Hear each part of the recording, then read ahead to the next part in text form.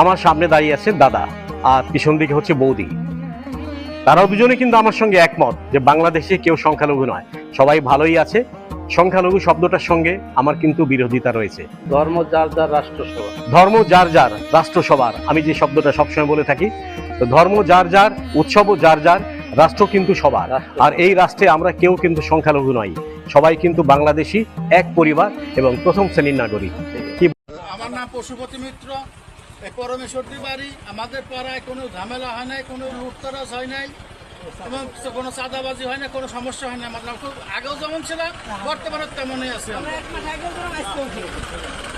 আর আপনাদের ছেলে মেয়ে স্কুলে পড়াবেন, আপনাদের যদি কোনো সমস্যা হয় আপনারা আমাদের ফোন নাম্বার আছে, দাদাগোর কাছে মনে আছে আমার ফোন নাম্বার, আপনারা বলবেন আপনাদের। এই রাজনৈতিক নেতারা ফায়দা লোটার জন্য এই কাজগুলো করে। এমনিতে আপনি হিন্দু মুসলিমের মধ্যে কোনো বিরোধ নাই, সবাই সবার সহযোগিতা করে, সবাই মানে গ্রামের মধ্যে এমনই আমাদের সম্পর্ক। দেখবেন যে আমরা মুসলিম যারা আছে তাদেরকে কেউ খালা বলছি, কারো নানি বলছি, কারো দাদি বলছি, ওর আত্মীয়তার সম্পর্ক।